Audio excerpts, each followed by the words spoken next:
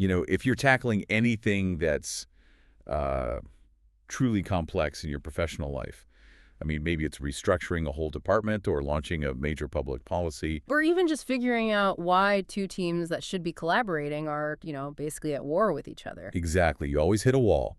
We live in this state of constant, just information overload. Yet when we face these huge, tangled problems, our first instinct is to grab the one piece of data closest to us. Right. And then try to make sense of the entire universe based on that single tiny detail. It's the ultimate myopia, isn't it? I mean, we look at a symptom, let's say low morale, and we immediately declare that we've found the root cause. That's poor leadership. Exactly. And then we deploy a solution that, in reality, only addresses a tiny fraction of what's probably a much more interconnected issue. What we desperately need isn't more information, but a vastly superior way of looking at the information we already have. We need a grand methodology. We do. And that right there is why we are doing a deep dive today into something that sounds deceptively simple, but is absolutely fundamental to modern management and governance. The systems approach. This approach, it promises to cure that myopia. It promises to give us a single universal lens, a viewpoint that lets us stop looking at the one tree and start seeing the entire forest. The ecosystem, the whole entity, all at once. All at once. And that's really the core of our mission here today. We're going to trace the origins of the systems approach, understand its surprisingly deep philosophical and scientific roots, and then track its evolution. From biology, of all places. Right, from a concept born in biology all the way through to modern public administration and governance. And crucially, we're going to understand why it's not a specific theory, which usually gives you a set of conclusions. Right, like a formula. Exactly. It's an approach. It's a universal viewpoint, a way of looking at any phenomenon, from a single cell to a global organization, to understand how it works universally. And here's the first major point we really have to unpack. This game-changing viewpoint, it didn't come from a management consultant or a business school. No. Or even the traditional social sciences. It started with a biologist, Ludwig von Bertalanffy. And that fact is so incredibly important because it tells you exactly what the systems approach was replacing. Before Bertalanffy coined the term, this was back in the 1940s, most of organizational theory, well, it was dominated by mechanical and engineering models. Clocks, machines. Precisely. They viewed organizations like clocks. They were closed, they were predictable, and they were fully controllable based on these rigid, predictable inputs. So the thinking was, if the clock breaks, you just find the one broken gear, you replace it, and then the clock works perfectly again. It's a closed loop. It's a closed loop. But Bertalanffy, he was studying biological organisms, particularly cells, and he realized they don't function like clocks at all. A cell is an open system. Okay, what does that mean? An open system. It means it has to constantly take in energy and resources.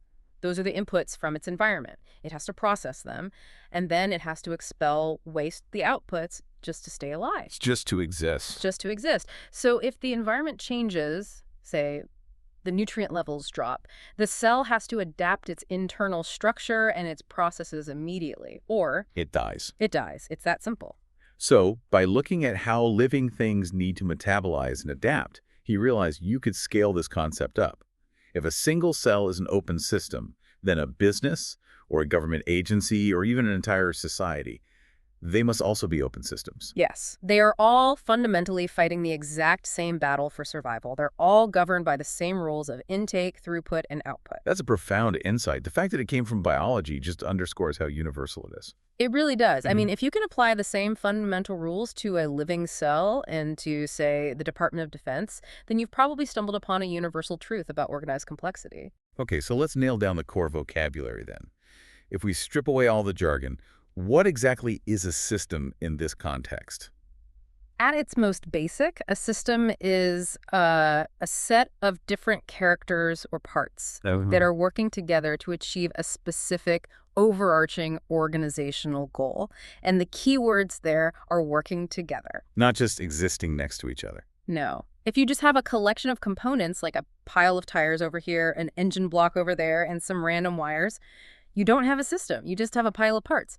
You only have a system when those parts are assembled, connected, and interacting dynamically. To achieve the purpose of, in this case, To transportation. become a car, exactly. It's the relationship between the parts that defines the system, not the isolated parts themselves. So if the parts are just sitting there, totally isolated, not influencing each other, they're just silos. They're just silos or components. The system exists in the interaction, in the flow, in the interdependence. And this idea, this emphasis on a unified, universal set of rules, it led to a major demand in intellectual circles, right?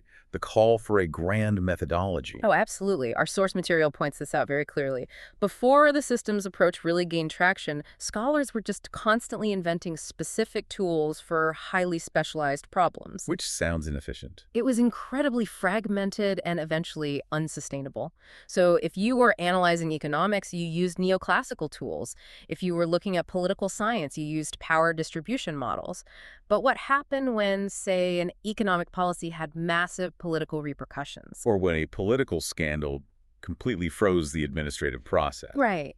The existing methodologies just couldn't bridge those gaps. It created these intellectual silos that were basically just mirroring the organizational silos they were supposed to be studying. Absolutely. The demand was for a single unified methodology, a grand methodology, that you could use to solve any complex problem, regardless of the field. Because the underlying principles are always the same. Always the same. Interdependence and survival. It's like the conceptual skeleton key for complexity. I love that, the conceptual skeleton key. Now, we should also note the timing here.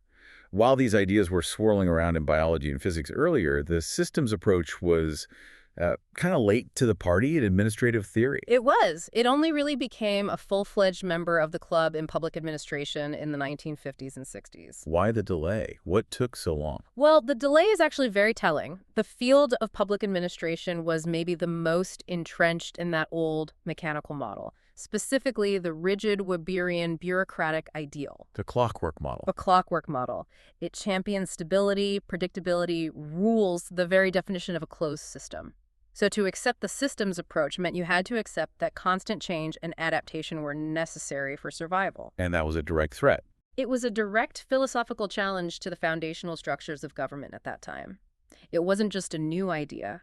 It was a fundamental shift that required dismantling decades of institutional thought that prioritized rigid procedure over responsiveness. Which makes its eventual acceptance in the 60s and 70s even more revolutionary when you think about it. It really does. Okay, let's shift gears a bit and talk about why this approach was so utterly necessary, especially compared to what came before it.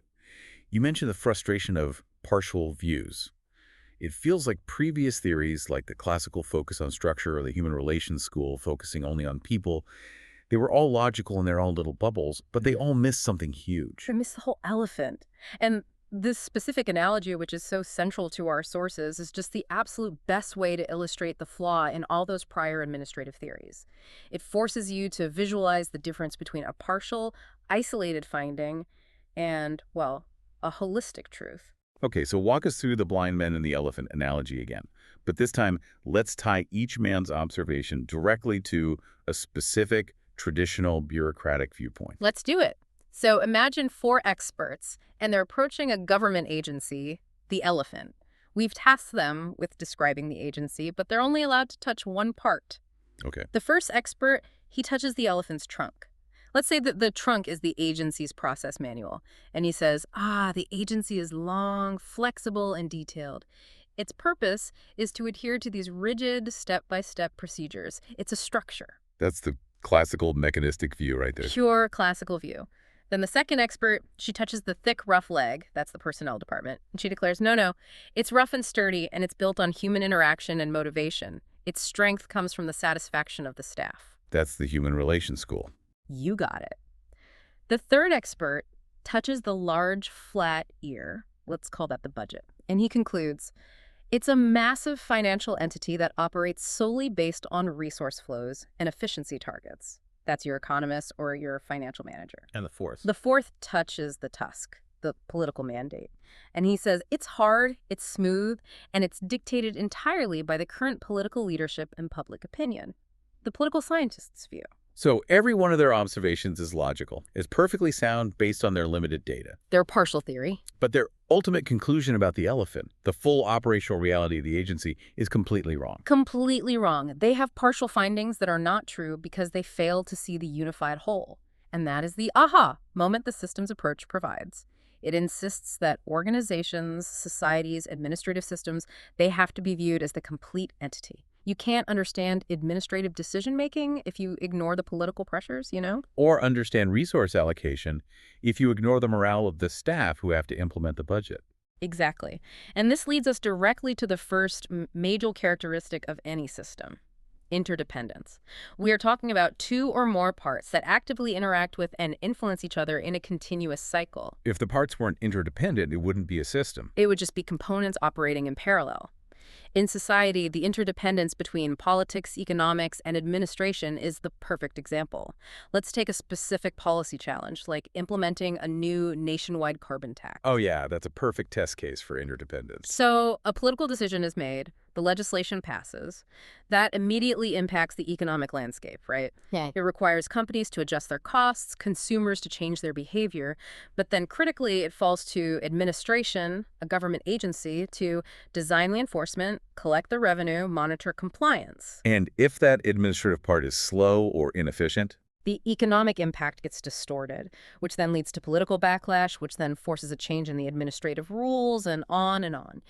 Each part depends on the successful functioning of the others to achieve that overall system goal of carbon reduction. They're all woven together. but no system exists in a vacuum. Okay. The second, and I'd argue maybe the most critical characteristic, is the relationship with the environment. Mm-hmm. If the classical view treated the organization like it was this isolated factory on a sterile diagram, the systems view recognizes that the organization is just a subsystem. Absolutely. The organization, the system we're studying, is never isolated. It is always a subsystem that's operating inside a much larger environmental supersystem.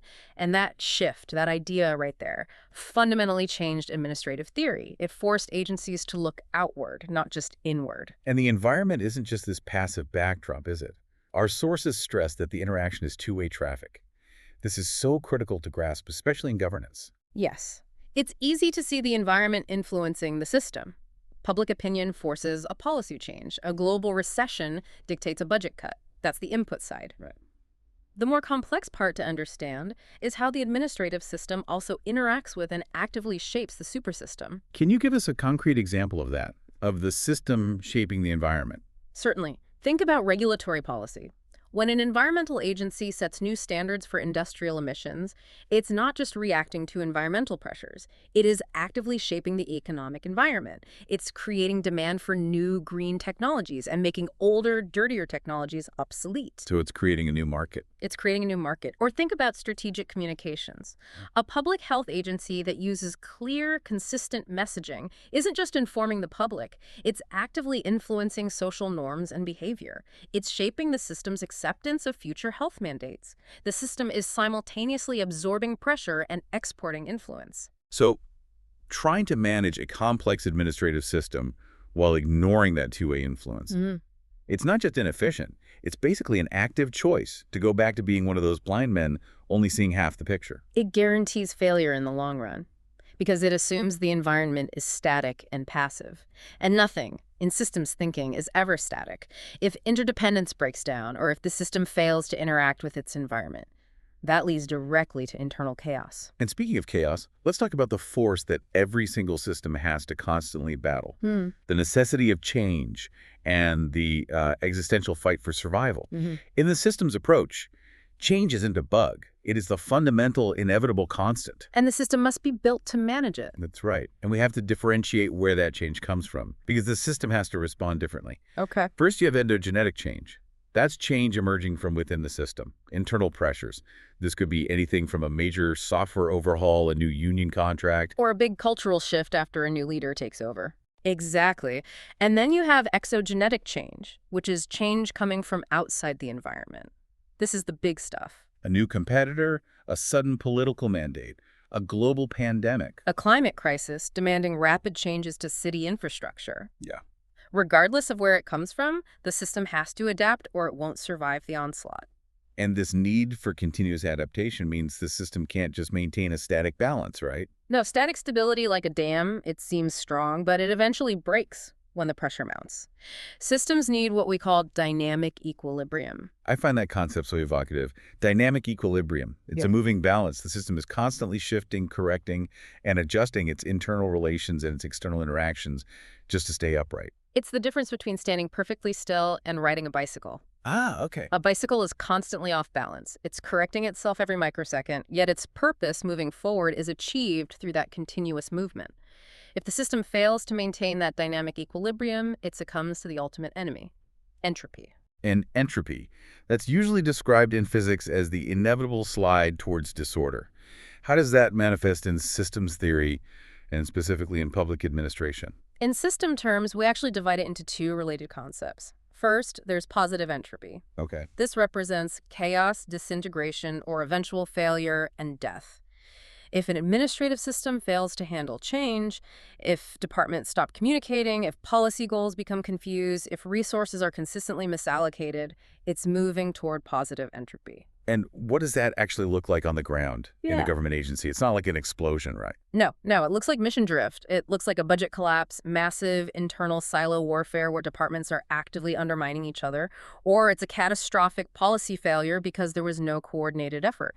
When that internal mechanism for self-correction fails, the system just begins to unwind. So if positive entropy is the destructive force, the goal of any system must be to achieve the opposite. Exactly. The goal is negative entropy. This represents integration, survival, and order. A healthy system is constantly fighting chaos to maintain its internal structure and coherence, all while adapting to the environment. And our sources make this very clear. The specific purpose of maintaining dynamic equilibrium is precisely to achieve that state of negative entropy. So we're continuously adjusting the ride on the bike to avoid the inevitable crash. That's the perfect metaphor. And the system executes this fight against chaos through an inherent, natural, almost subconscious tendency called homeostasis. Homeostasis, the system's autopilot for survival. That's a great way to put it. If the system is disturbed, let's say there's a sudden unexpected 15% budget cut from the legislature, it has this natural, almost immediate internal reaction to try and fix that imbalance. So it might do an immediate hiring freeze. Or suspend non-essential spending, or divert resources from long-term planning to core service delivery. It's just trying to survive the shock and restore some kind of balance. But a simple reactive correction isn't really enough for long-term survival, is it? Especially if the environment has fundamentally changed. That's where the deliberate controlled mechanism comes in, regulated adaptation. Homeostasis is the natural tendency to restore a balance.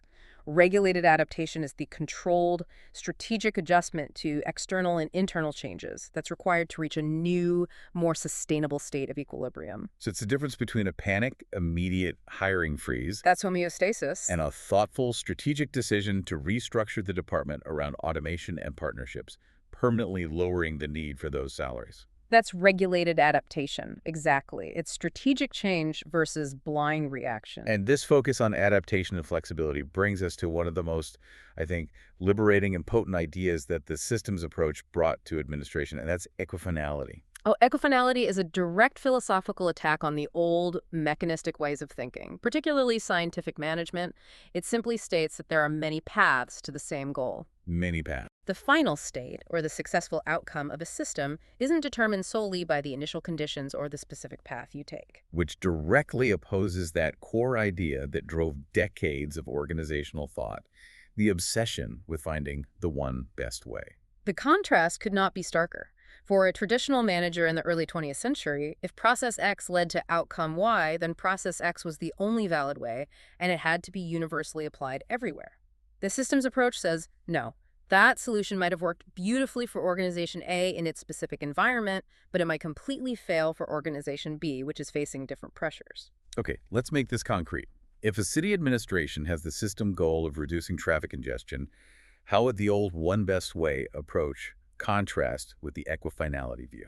The one best way mentality would probably dictate an engineering solution. They'd build more lanes or a bypass tunnel because that was the proven, established way to deal with traffic 30 years ago. It's a rigid, single-path solution. And the equifinality, or the systems approach? It recognizes that there are multiple, maybe even non-obvious paths that can lead to the same goal of less congestion.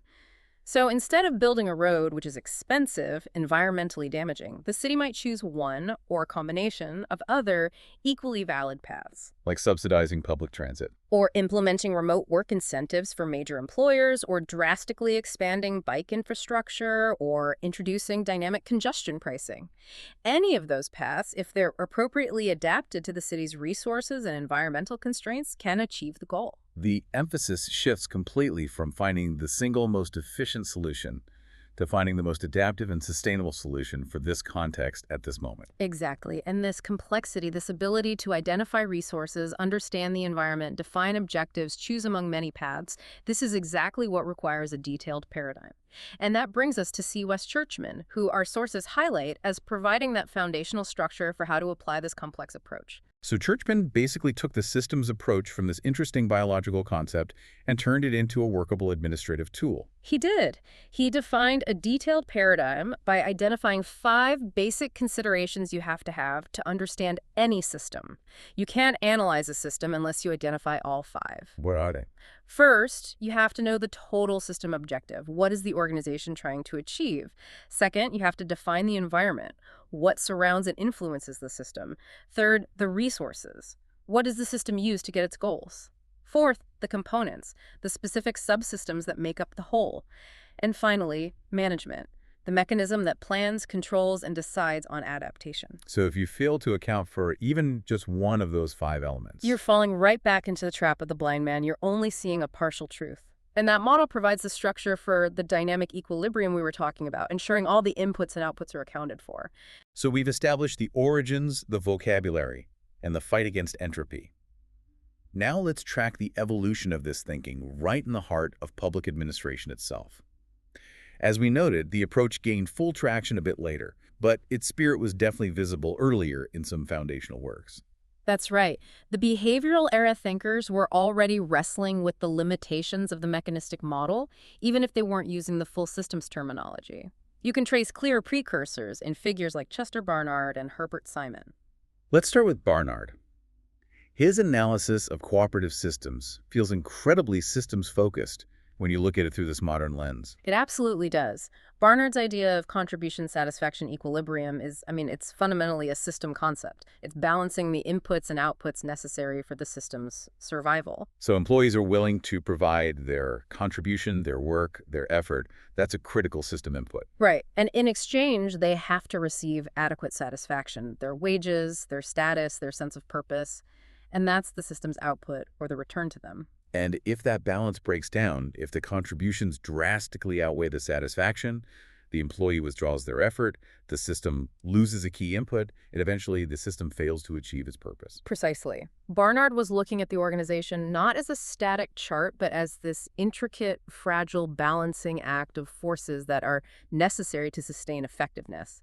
He implicitly understood interdependence and dynamic balance decades before the systems approach was really institutionalized. And then there's Herbert Simon. His stages of decision-making, they just perfectly mirror the system's processing flow. The link between Simon and the input-throughput-output model is one of the clearest conceptual bridges there is. It's a beautiful illustration of systemic flow. Simon identified 3 stages to any administrative decision. Let's imagine a local government deciding whether to build a new high school. First is the intelligence stage. This is the system scanning the environment for conditions that require action. So the district gathers demographic data, analyzes school capacity, reads public feedback, looks at urban development plans. This is clearly the system's input. Gathering all the information. Then you move to the design stage. This is where the system invents, develops, and analyzes possible courses of action.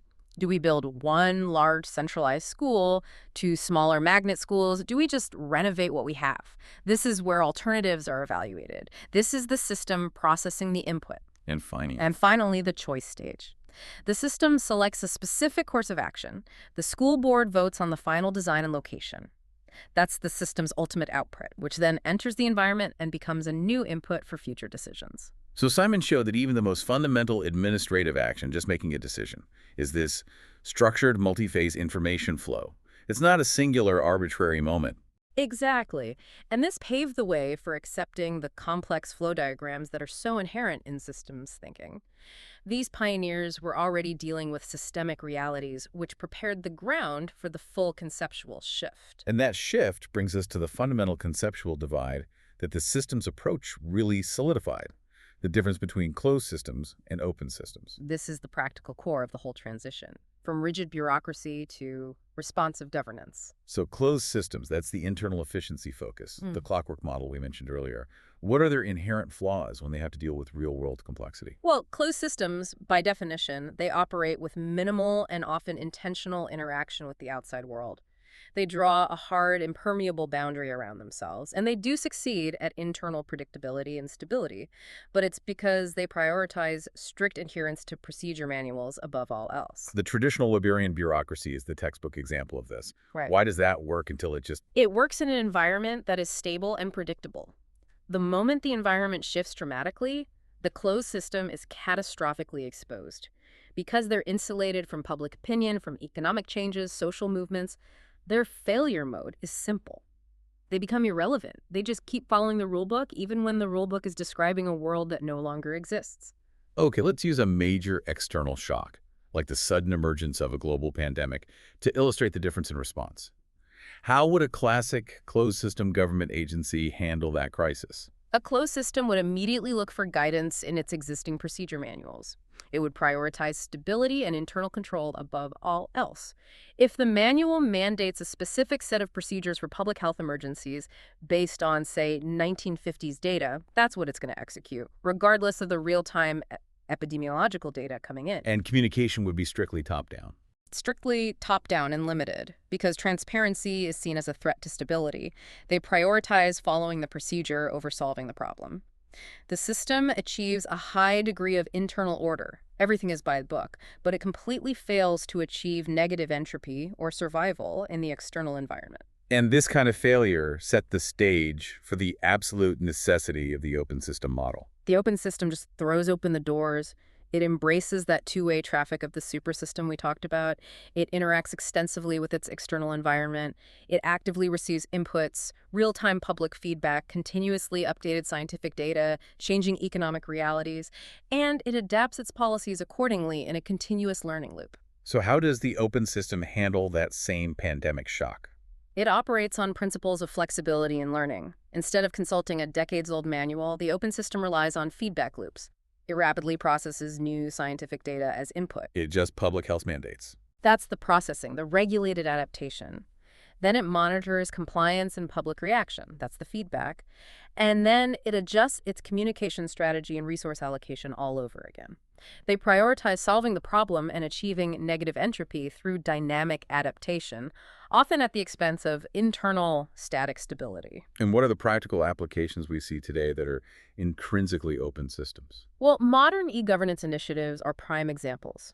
By engaging citizens online, they are institutionalizing the input and feedback loop. They're not just broadcasting information, they're actively receiving feedback on policies and transparently reporting performance data. That forces them to learn and adjust. They can't hide behind a closed wall of procedure anymore. And what about something like decentralized local governments acting within a federal structure? Yes, that's another perfect one. They are empowered to adapt broad national policies to suit the unique, immediate needs of their local communities. A national education policy that works great in a dense urban environment might be totally irrelevant in a sparsely populated rural area. The decentralized open subsystem adapts that policy to its immediate environment, which ensures higher effectiveness. The system's approach also forces this fundamental reimagining of hierarchy itself. It doesn't get rid of hierarchy, but it reframes it completely. Exactly. In the classical model, hierarchy is a chain of command. Who orders whom? It's that simple. In the systems approach, hierarchy is viewed as a structured interaction of nested subsystems. So the Department of Public Works is a subsystem of the city government, which is a subsystem of the state, and so on. So it's structured for interaction and complexity management, not just for command authority. Precisely. This allows for feedback loops to move laterally and diagonally, not just up and down the chain. When a problem arises at the local level in a subsystem, the structure ensures that feedback travels to the appropriate coordinating subsystem. Which allows for localized adaptation without necessarily requiring a top-down order from the very top. Exactly. This ability to manage complexity through coordinated interdependence is what enables regulated adaptation at scale. It ensures the entire system can maintain order and flexibility at the same time. This has been a necessary and a deeply detailed journey. If you Yeah. take nothing else away from this deep dive, it should really be the core metamorphosis we've discussed, this understanding that organizations are not machines. That's the great philosophical and practical shift right there. We moved from perceiving organizations as isolated, self-contained islands, those rigid, closed systems, to viewing them as living, dynamic organisms, open systems. And these organisms, they have to constantly interact with and adapt to their environment, the supersystem, just to survive. And survival, which the achievement of the system's objective, is defined by fighting that inevitable slide toward chaos. The ultimate goal remains achieving negative entropy integration and order through dynamic equilibrium. That continuous moving balance required for regulated adaptation to constant, inevitable change. And this systems approach, it provides a truly universal lens for analysis. I mean, whether von Bertalanffy was looking at the chemical exchange of a biological cell, or a public administrator is looking at how a billion-dollar agency manages resources under intense political pressure, the rules of interdependence, change, homeostasis, and adaptation, they hold true. It's the single methodology that finally allows you to see the entire elephant, not just its parts. That's it. And that leads us to our final provocative thought for you to consider as you wrap up this deep dive. We discussed that homeostasis is the natural internal tendency of any system to restore balance. It will find a new state of equilibrium after a shock. And the mechanism for controlled survival is regulated adaptation. So here's the challenge. Think about your own organizational systems, the team you manage, the institution you lead, or even the community group you participate in. Change, whether it's endogenetic from inside or exogenetic from outside, is inevitable. So when that shock comes, are your systems designed to fight that change rigidly? Do they cling to old rules and demand the world conform to their fixed procedures, like a closed system? Or are they designed to embrace the adaptation and flexibility necessary for long-term survival and sustained order, achieving negative entropy through a healthy, open, dynamic equilibrium? Are your systems merely reacting to survive the day, or are they proactively engaging in regulated adaptation to thrive in the face of tomorrow's chaos? Something to mull over until our next deep dive.